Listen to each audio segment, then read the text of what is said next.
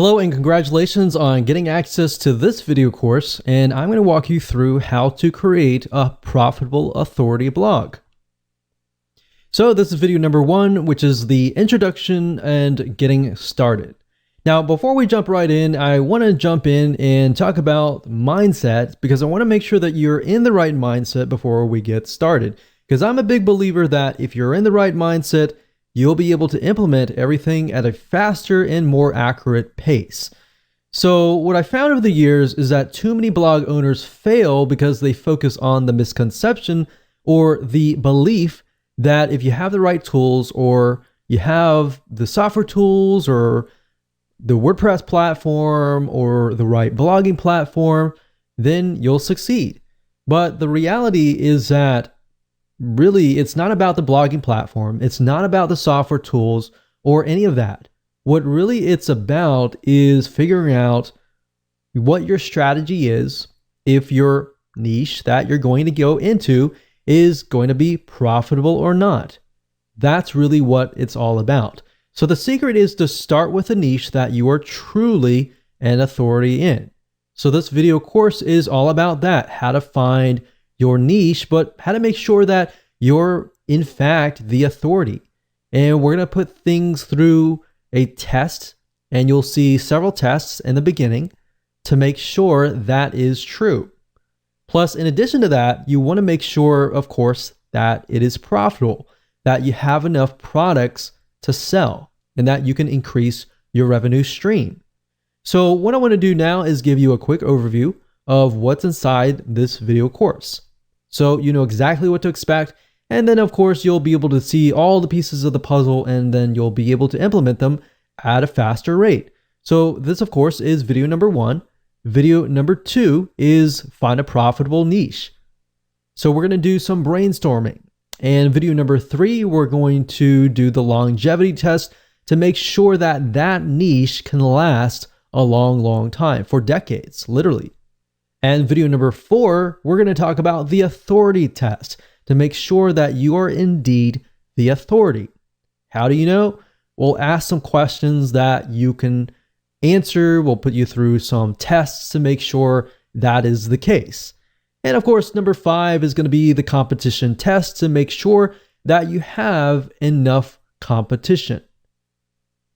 And video number 6, we're going to talk about the product test to make sure that everything is going to be profitable for you in the long run. Because the worst case scenario is you jump into a niche that has a high demand, but it's not necessarily profitable. And of course, video number 7, we're going to talk about topic generation.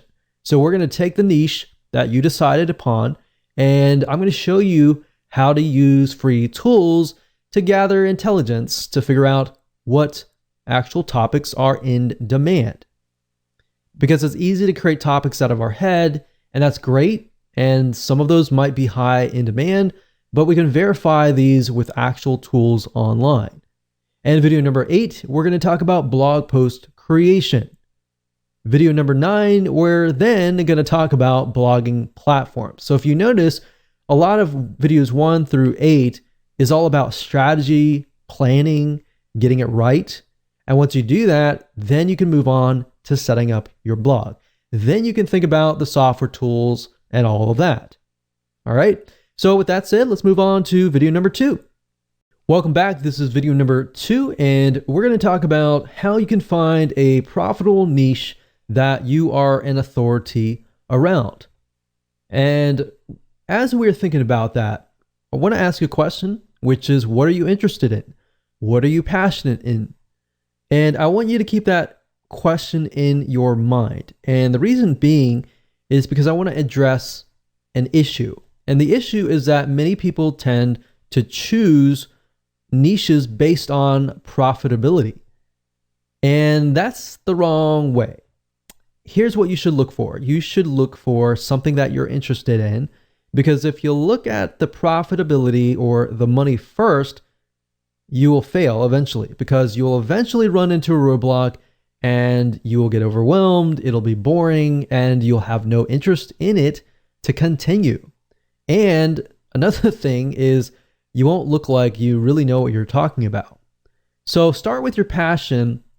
And the great thing about that is that people will trust you. They will begin to see that you're passionate about it. Have you ever been to maybe a blog or a webinar or something of other, and you have noticed that the speaker is not passionate whatsoever? They just feel like they're there because they're there. Does that really make you want to trust them?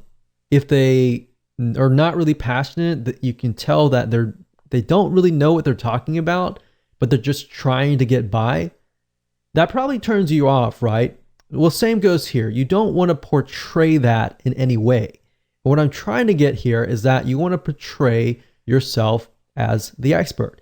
And to do that, you need to be passionate about the niche. So over time, like I said, things will get boring and you will lose sight. And once you've lost sight, that is the beginning of failure. So what I'm trying to do is I'm trying to set you up for success. Now, here's an example here. A while ago, I considered a niche called scrapbooking. I had zero interest in it, but I did this because I was trying to follow the money. What happened was it flopped. It died. So what I realized over the last decade was what gets you over the roadblock is being passionate about the niche. So here's my recommendation to you, and I want you to take this exercise and just go ahead. Step one, just pull out a pen and paper, pause the video if you want to, and just sit down and just begin to jot down all of your hobbies, things that you've invested money into, things that you've been passionate about. Maybe it's something that your family's passionate about. Think about all the pains that you've been through or your loved ones have been through, and jot those down as well. Because let's be honest, if it's a pain, you've probably done enough research about it to know the advantages and disadvantages of certain solutions and all of that. So let's say, for example, you have had a kidney stone. If that's the case, then you passed it without needing surgery, then somebody else out there is probably going to want to learn from you, right? So you have some sort of experience in it. You felt the pain, you felt the suffering, you've been through and done that. So you can relate to the people that are going through it. So basically think of things that you're passionate about. And if you want to pause this video and just go ahead and do that, that's fine. After you've done that, step number 2 is now, out of these that you have written down, I want you to pick and choose the ones that you're extremely passionate about. Now, hold on to this because in the next video, we're actually going to discuss how to ensure that you can make sure that you can do this for the long term and that this passes the longevity test, which is the next video. Hello and welcome to video number 3, and we're going to talk about the longevity test. So here's a quick and easy short test that you can utilize to figure out if you're really passionate about the niche in the long term. Because you might be okay right now, but we really want to know if it's going to last for a decade or more. So in the previous video, you created many different topics and then you chose one. Now, the fact that you're passionate about this topic means that you're more likely to succeed in the long term, but we want to make sure that is the case. So here's what I want you to do. I want you to get a timer, whether it's your phone, whether it's your watch. From this topic, what I want you to do is try to jot down at least 10 to 15 different but very specific topics around this one topic. So in other words, let's do half an hour and let's see how fast you can create specific topics around this niche. So say, for example, let's take the example of kidney stones. We can think about with kidney stones, there can be dieting. For example, certain foods create kidney stones, and certain things, certain supplements can actually help pass the stone without surgery. Now, can you create 10 or more topics? So I created 2 out of those. Or let's say, for example, lowering cholesterol. We have dieting, we have exercise, we have cardiovascular exercise, we have aerobic exercise, we have other different options as well. So what we're trying to do is figure out how many topics you can create. So go ahead, Do that now, pause the video. If you got 10, great. If you got 15, super. If you got 20, awesome. But if you got at least 10 within less than half an hour, then that's a good sign. That means that in your brain, you're able to produce topics right away and that you're actually passionate about this niche. Now, are you stuck? Let's say you tried it and you weren't able to think of anything. If you're stuck, then that kind of means that you need to move on to the next one. So look back on the list of pains and hobbies, pick another one, and go through the cycle again until you find one that works. Now, here's the final test. Let's say you found something that you were able to write 10 for. Is this something that you would feel comfortable writing day in and day out? Is this something that you're willing to get educated about and increase your knowledge about, read books about from other experts, talk to other people about, surround yourself with people who enjoy this topic, and would you be happy with all of that? If you said yes to all of these questions, then this might be a good topic of choice. So that brings us to the authority test next.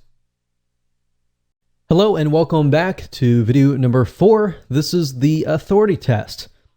When it comes to being authority, you always want to be one step or one level ahead of your audience. What do I mean by that?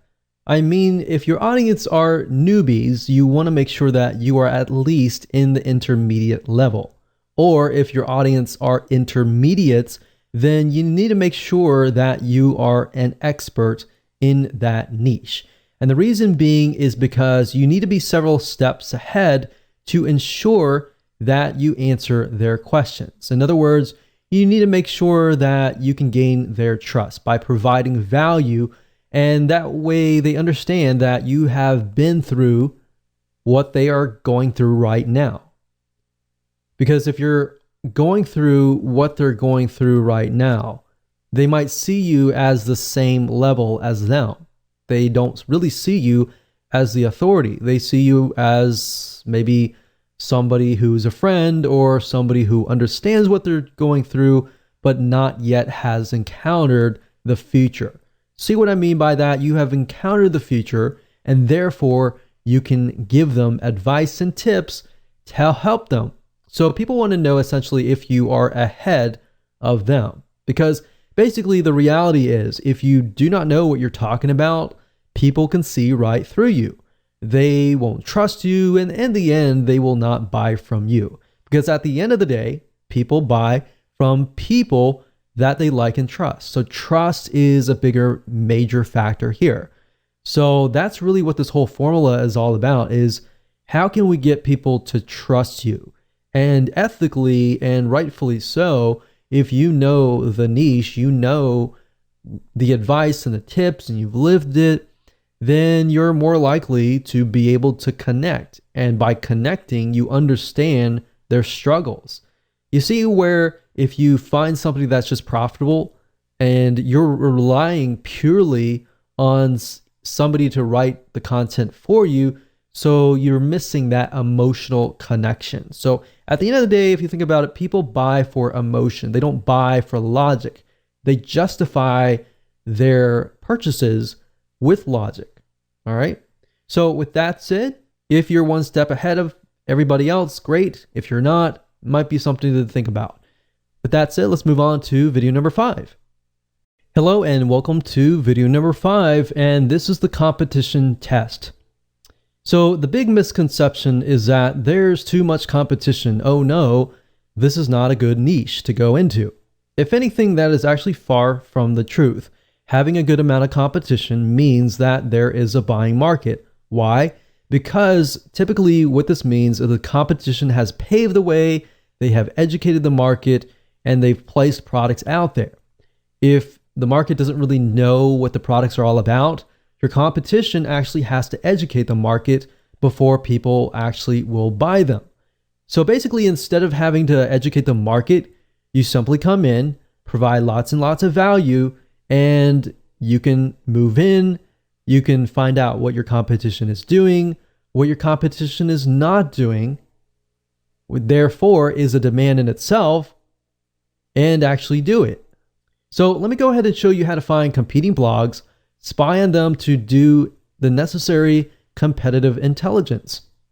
So technically you can go to google.com and do a search for blogs in your niche. But a tool that I like to use is called buzzsumo.com. That's buzzsumo.com. And the reason why I like this is because this site literally analyzes the content that performs the best within the niche. So this really is going to help shortcut things for you. So if I go here and I type in, let's say for example, lower cholesterol, let's see what we get. Now, one thing to note is that BuzzSumo, it is a paid tool, but it will allow you to do some free searches as well. So if you want to pay for it later, that's fine if you get really serious. But for now, as starting out, you don't really need to pay for it. So if I type this in, you can see these are some blogs or websites that are actually getting a lot of engagement. And what you're trying to figure out is what are they doing to get that kind of engagement? So they have Facebook engagement, LinkedIn shares, Twitter shares, Pinterest shares. So obviously they definitely have social media. So what I want you to do is just jot down what do you see that they are doing that you could be doing. So let's just take a quick look at these sites and see what they're all about. And by doing so here, this is a good way to figure out topics as well, which we'll talk about later on. But let's just take a look at the sites and see what they are doing.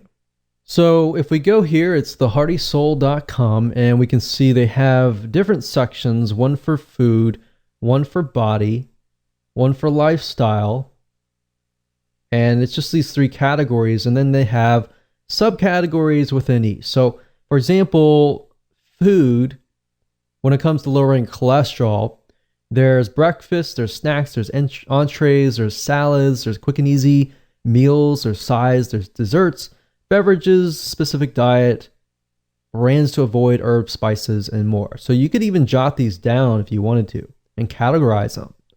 And if we scroll down, we can see that this article here talks about statins don't lower cholesterol. So statins is something that it's a drug that people use to lower their cholesterol. But it's saying in this study that it increases cancer and memory loss risk. So obviously this is a very controversial type article, and that's what they're doing to get all these likes and shares and more. Now, if we go to the other blogs and just take a look at how their site is laid out. So they have a topics. It looks like they have very, very general. It's not necessarily related to health, but they do have one section related to health. But this looks like it's just an article. But you can see the length of the article is actually quite long. It's a good, decent size article, maybe about 700. No, it looks more like 1,000 words.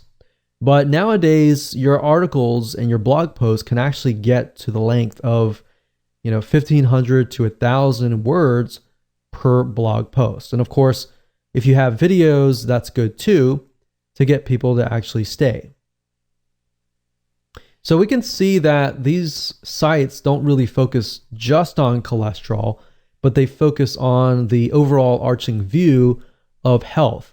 Now, what this allows you to do is this allows you to create a profitable authority blog based upon a very, very specific niche. If you focus only on, let's say, lowering cholesterol or how to pass a kidney stone without surgery, then that might actually allow you to convert more sales because the person that you are attracting is more likely to be in that mindset, right? So for example, if somebody comes to this blog, they might be interested in lowering their cholesterol, of course, because of lifestyle, but they might be coming here because they're interested in relationships. So it's not really targeted. So that, I think, is something that could be improved and something that you could even do yourself. So that's what I would do. I would go to these sites, jot down at least 10 or so things that they could improve and that you could follow, that they are doing that is working for them. And you can compare different blogs to make sure that all of these blogs are doing the same thing. If they're all doing the same thing and they're doing really well in that area, it might be something that you can actually mimic. Hello and welcome to video number 6, and let's go ahead and do the product test. Now, at this point in the time, you know for a fact that this is a niche that you want to go into. But what we need to do now is we need to make sure that we are going to be able to profit from this blog. So what you need to do as far as product creation goes is figure out if you have an unlimited supply of products that you can sell to your market. Because the more products that you have, the higher your revenue stream is going to be. Now, there are different routes that you can take. You can either find affiliate products, or in other words, products that other people have created, and you can direct your traffic, your bloggers to, and you can send them there, and if they buy, then you get an affiliate commission. So you get a cut. Basically, if the vendor has a product, let's say a video course, and they give you 50%, for every sale that you make, you get 50%. Now, the nice thing about this is you don't have to deal with customer support. The downside is you only get half of the commission.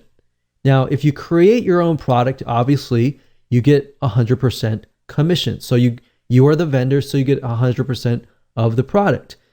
Now, that's the nice thing about products, but product creation definitely does take time. And a shortcut of that is what we call private label rights products. What that means is you have somebody who has created a video course or a report or ebook or some sort of product, and they are giving you rights to put your name on it and make it as your own. So the person creating the private label product, their name is not on it, so you pretty much get all the credit. Now, if you go find a private label rights product in your niche, let's say, for example, lowering cholesterol, and you compile a ebook or a report that somebody can buy, or you can turn that report into a video course that somebody can buy. Either way, product creation or private label rights, you get 100% of the actual revenue. So here's the thing. Finding affiliate products is great. It allows you to focus on your blog. But if you're unable to find many affiliate products, that just means that you're going to have to create your own products or find private label rights products. But I want you to understand that at the end of the day, the more products you create, the more you actually control yourself. So you actually own these products. And if you have 5 different products, you can cross-sell them.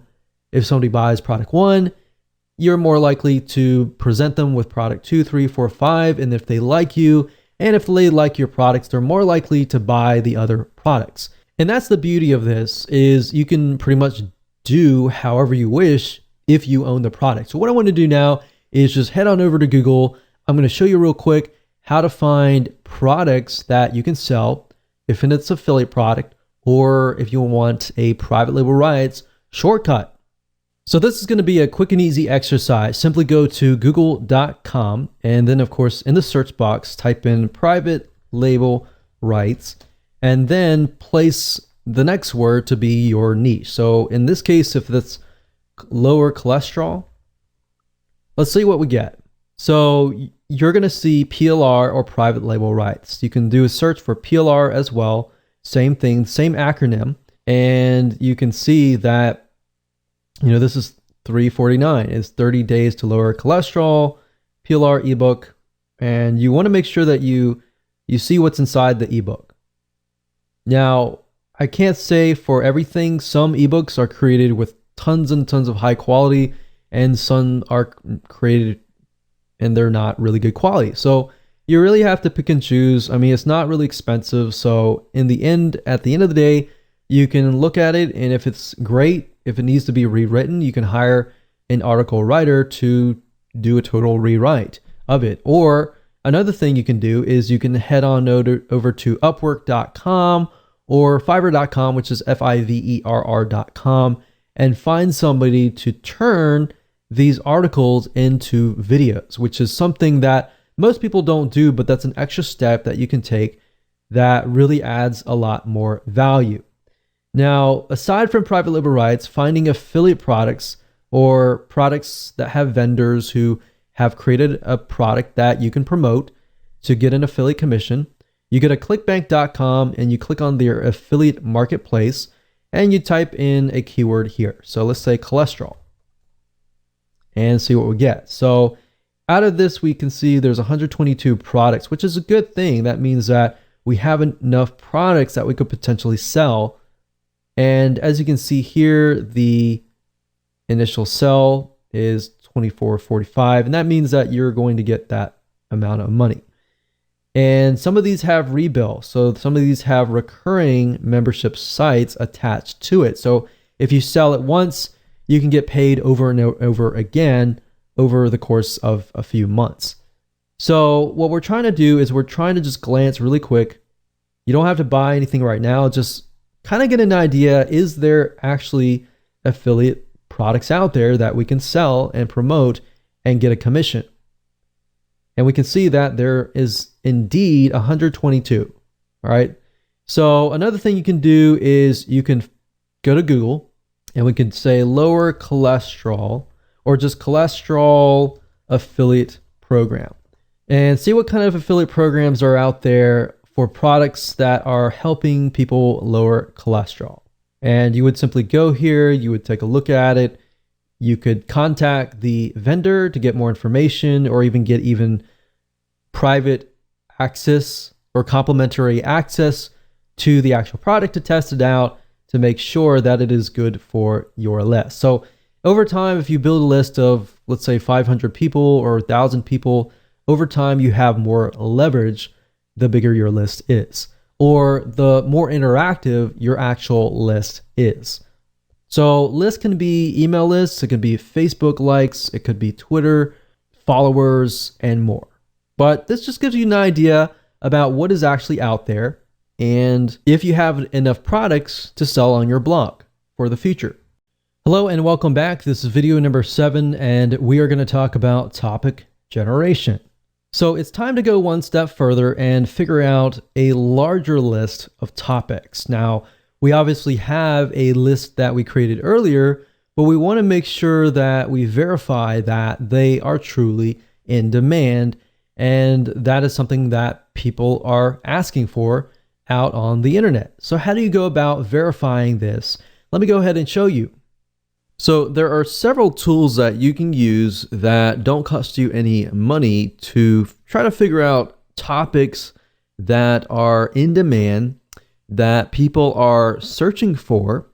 And the two sites are Google and SEMrush. Now, SEMrush does cost money, but at the same time, they do allow a free search, which gives you a limited amount of topics. And as you can see here, I went to SEMrush, that's SEMrush.com. And the keyword overview, as you can see here, I typed in lower cholesterol. So kind of following the topics that we've been talking about earlier. And as you can see here, you can choose countries, but I would advise just choose one country.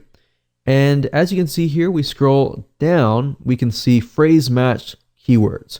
So as far as lower cholesterol goes, we can see here how to lower cholesterol. We can see the CPC, or what advertisers are willing to spend. And that's a good sign. If they're willing to spend money on a specific keyword, that means there is demand. As you can see here, foods that lower cholesterol lowering foods. So there's a lot about foods. You can see that there are other keywords as well. There's ad copies, there's organic search results. You can also use BuzzSumo as well to generate topics.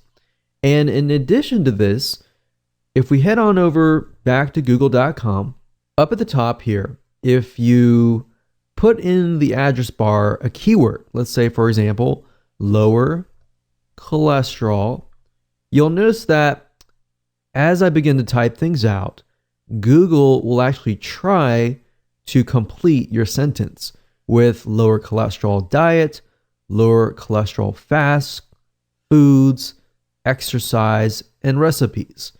Now, if I were to, let's say, type in lower cholesterol, just flat out, and I scroll all the way down to the bottom, you will see a larger list of searches related to lower cholesterol. Now, what this allows you to do is it allows you to see the high demand searches. In other words, Google's not going to show keywords up at the top unless people are actually searching for them. So if among thousands of people are searching for them, that's something to be aware of. Now, what this allows you to do is it allows you to drill deeper. So let's say, for example, that we want to do a search for lower cholesterol foods. And we do a search for that. And if you scroll all the way down to the bottom, you will see everything related to lower cholesterol foods. So we can see cholesterol in almonds, breakfast, food lists, recipes, how to reduce it naturally without medication. So we can see that. And can I get an idea of the type of person that is searching?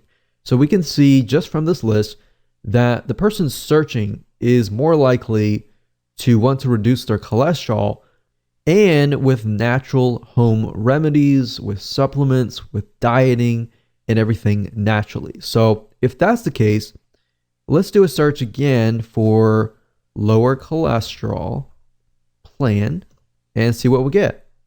So let's scroll down all the way down to the bottom, and we can see that the plan consists of diet plans, how to lose weight. So losing weight can be a factor. And we can see Indian diet plan. We can see Mayo Clinic diet plan. So many different diet plans. So what this allows us to see is allows us to see the overall general idea, which is lower cholesterol. And within that, we can see that there's things like dieting. So let's just create a notepad here. So lower cholesterol. And within that, we can see diet. We can see recipes, which recipes, of course, fits into diet. We can see exercise. You can ask yourself what type of exercise, lifestyle changes, what type of lifestyle changes. So as you're beginning to type these out, ask yourself questions that other people would ask, like what type, or what if, or why, or how, or when.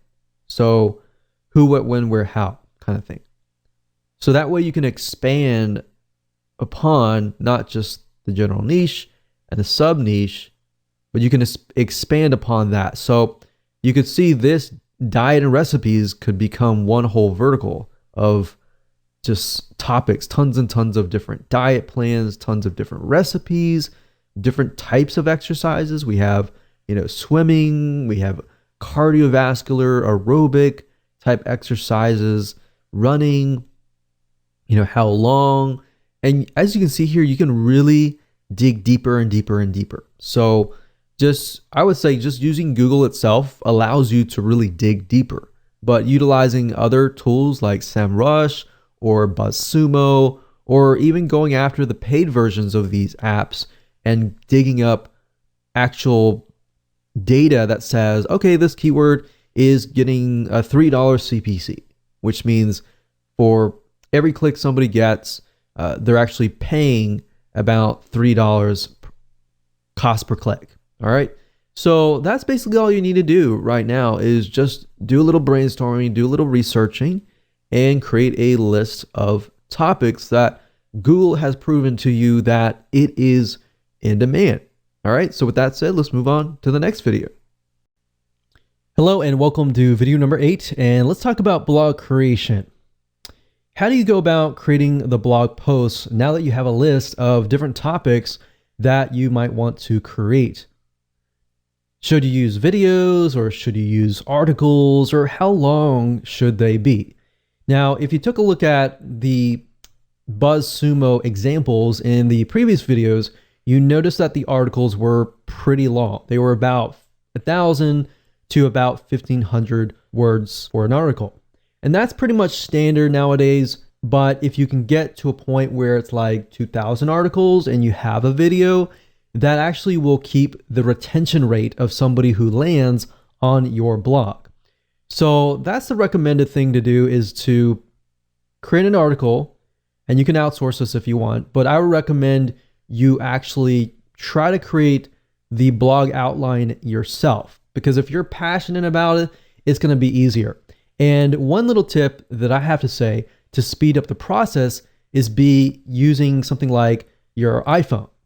So like an iPhone, it has something called Siri, and Siri allows you to voice your thoughts on your notepad, and you're able to create an article at a really, really fast rate. Now, obviously, grammatically, everything might be incorrect, but what you can do is you can do that on your iPhone or your smartphone, or even Dragon Naturally Speaking, to create the article, and then you can send it to a proofreader. I create the articles and then I send it to the proofreader, because that allows me to be creative, that allows me to just push it all out, and then it allows somebody else to do the grammatical checking and the spelling and all that to make sure that it actually flows. Now, once you're done with that, what you can do next is you can head on over to places like Fiverr.com, Fiverr.com, and you can hire people to actually read your article and get them to turn it into a video. So essentially what you're doing is the video is the same as the article. And what you can do is you can add images, and that way you appeal to the visual audiences, the kinesthetic, and the auditory learners. There's 3 types of people and 3 different types of learning. So that's what I recommend to you. Now, as far as what the blog post should be about, well, I'm going to show you what we call the backward blog creation strategy. And I'm actually going to take an example. I'm going to show you how to write the article, or at least outline it to the point that you can do it all in less than 5 minutes. All right, so let me go ahead and show you that right now.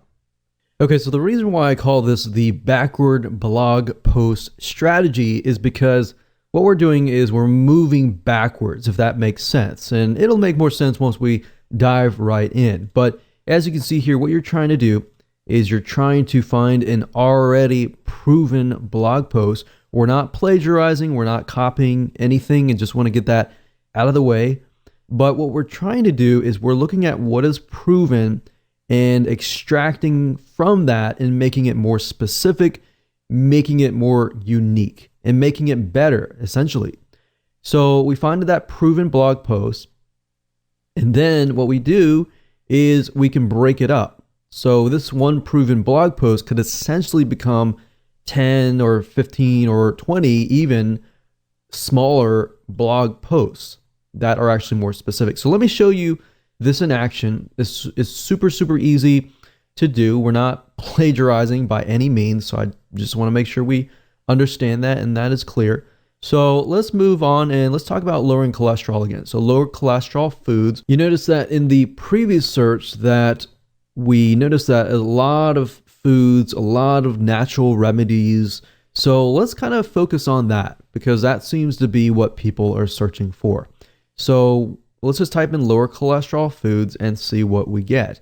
So if we scroll down, we can see top 12 foods that lower cholesterol. And you'll notice this, a lot of articles are moving more towards 12 things or top 10 things that lower your cholesterol, or top 10 different types of cardiovascular exercises that allow you to lower your cholesterol, or even top 10 foods that you can still eat that are tasty that can lower your cholesterol. So let's just click through here. We'll click this one here, and let's just start from there. So as you can see here, it says 12 foods that lower cholesterol naturally. Now, if we take a look here, we can see that it lists different types of foods. So different categories of foods, like oats, we have red wine, we have salmon and fish, we have nuts. Now, we can see that while this is great and all, we can go more specific. So the question is, how do you go more specific? Because obviously the more specific it is, the more interesting it is sometimes, but at the same time, a lot of times it'll actually boost your authority simply because people feel like, okay, you've actually focused in on very, very specific details. So instead of saying like the top 12 different foods that lower cholesterol, what you can do here is say, for example, fish. You can say the top 10 fish that actually lower your cholesterol, or top 5 fish that lower your cholesterol, top 5 types of nuts.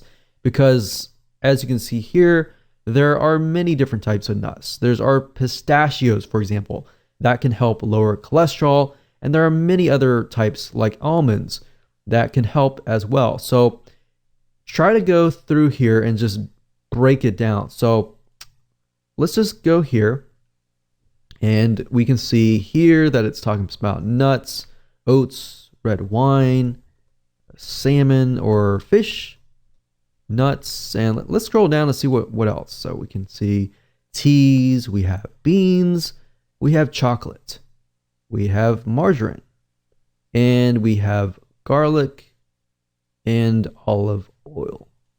So there are actually other olive oils or types of oils that can lower cholesterol. So we can do oils, and let's just start with that. So obviously oats are oats. Red wine, there might be different types of red wine. So maybe we could do top 5 types of red wine, or top types of fish, top 5 types of nuts, and top 5 types of oil that lower your cholesterol. Now, indirectly, what you're doing here is, even though it is very, very specific, you're actually helping Google figure out what your site is all about. So there we go. From this one article, we were able to create 4 different articles. And because it's all very consistent, all we have to do now is we can go back to Google and type in, let's say, top beans to lower cholesterol. So right off the bat, you can see eating a cup of beans can lower your cholesterol as much as 10%. So we have navy beans, kidney beans, pinto beans, black beans, and chickpeas. That's already 3, 4, 5. So there you go. So you can easily find other articles out there that are based on these articles. So you can hire an article writer. Of course, there are many different places that you can go to hire article writers. Fiverr.com, that's Fiverr.com, is one good place to go to. And another place that you can go to is Upwork.com. And you can find very high quality article writers. And really all you need is a few. Just start out with one. And then, of course, as you expand, you can hire a few more. But what I like to do is I like to hire a couple first and see which ones I like, the writing style and how well they work with you. And then you can outsource it. Or you can either do it yourself and very, very easily do it because you have it. It's more specific. The more specific it is, the easier it is to write. So for example, going back to nuts, we have number 1, pinto beans. Number 2, navy beans. Number 3, 4, 5. So all we need is 3 more, which we have those. So kidney beans, chickpeas, and butter beans. So all you have to do is simply hand this to an article writer and say, hey, I want you to write an article on the top 5 types of nuts that lower your cholesterol. And I want you to cover the what and the whys. So basically, this is how it goes. As far as writing a blog post, to make sure that they convert, you always want to cover the what and the whys. You can cover the whens, that's fine, but you don't really want to cover the how. The how is the solution. So the solution is a how, and that essentially is what you are trying to get somebody to buy your product, is the how. So you get people interested in lowering their cholesterol. They learn about the what's and whys, and now they need to learn how to do that. All right. So that's how to create a high converting blog post at a very, very fast pace. Welcome to video number 9, and we're going to talk about blogging platforms. So congratulations, you've reached the end of this video course, and now it's time to talk about blogging platforms. We're going to talk about two things, WordPress or Blogger. And the reason why I want to talk about Blogger is because I know many of you might have the temptation to use Blogger, and Blogger is great. And you can use both, but I recommend the WordPress being your actual blog. And of course, if you want to use Blogger, you can use it to kind of bump the rank up of your WordPress site. So let me explain. Blogger is owned by Google. It's also known as blogspot.com or blogger.com. If you go to either or site, you will go to the same site. This is owned by Google, and it is able to rank super fast. In fact, you'll notice that many self-made authority figures in different niches like you are using blogger.com. And if you notice, they rank really, really fast in the internet. Now, here's the downside of Blogger or blogspot.com is you don't own it. So this means if you get banned for whatever reason, you lose your asset, right? Now, that's where WordPress comes in. Ultimately, you need to have your own asset, especially if you're building a business surrounding this. This is a serious thing. So that's why we recommend WordPress. And you need to buy your own domain. You need to buy your own web hosting. And usually, typically, most web hosting companies have WordPress. So you can simply log into the panel or even ask them to install it for you, and they will install it, and you're good to go. So I'm going to explain a little bit more depth about WordPress. How do you find a domain? How do you go about finding web hosting? What web hosting companies we recommend? And how do you create your blog? How do you find themes? And we'll cover all of that in just a second. Okay, so in order for you to get this to work, you need to have a domain name because you need to have your own brand, essentially. So what you need to do is you need to head on over to a site called namecheap.com. And what Namecheap is a domain registrar, which is where you can buy your domains. So you can go here, and if the domain is available, you can actually get access to it. So if we say something like lower cholesterol, and I'm pretty sure lower cholesterol is taken, but we'll just do 1, 2, 3, 4, 5, 6.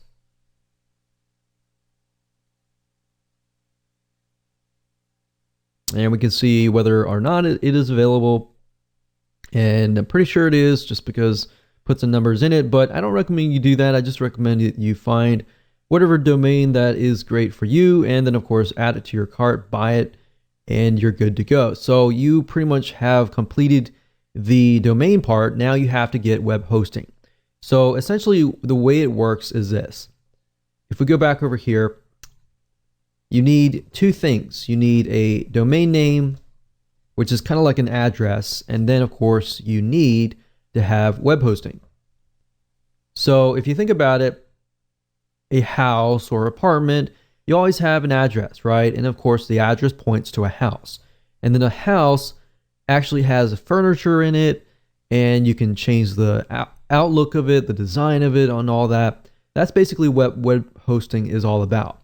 So what you need to do now is you need to find a web hosting company that specializes in WordPress, because you're going to be using WordPress.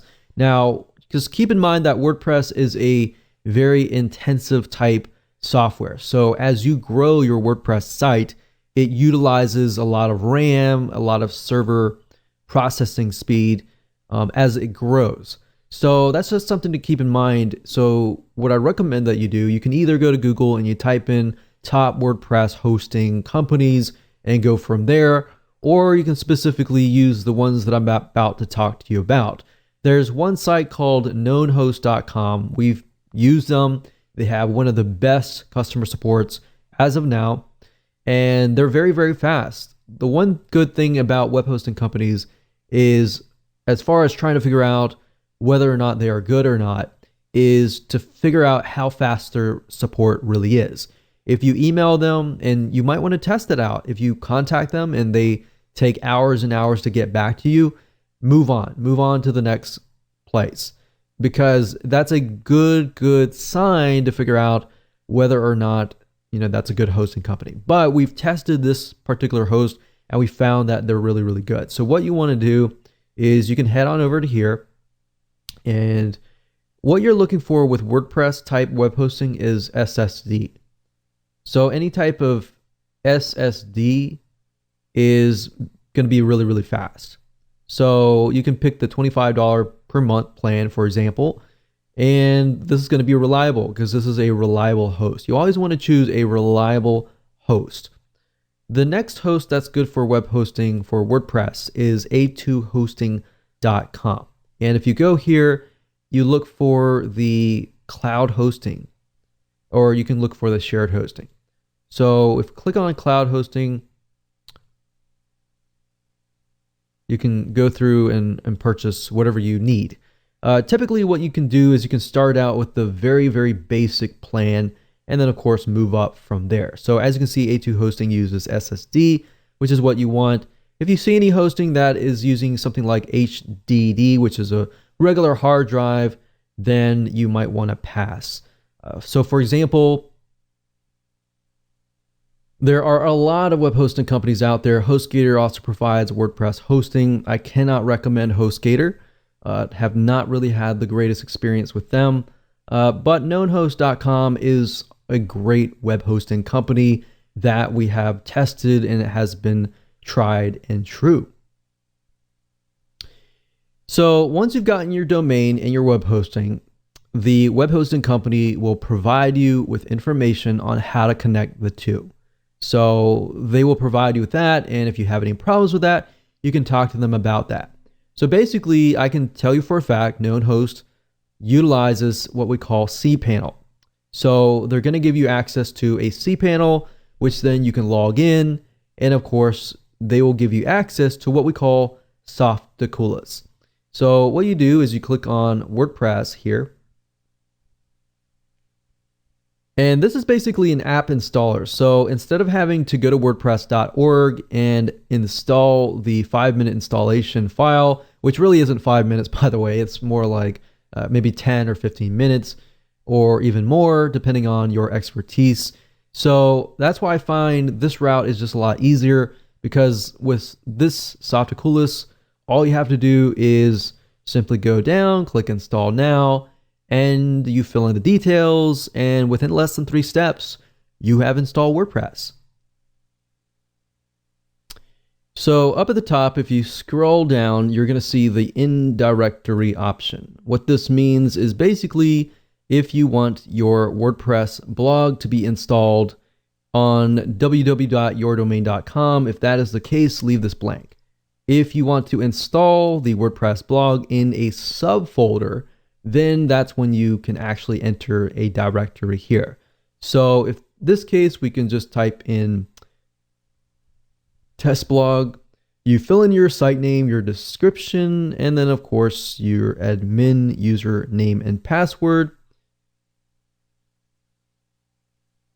And then of course you can choose the advanced options, and then you can actually select a theme.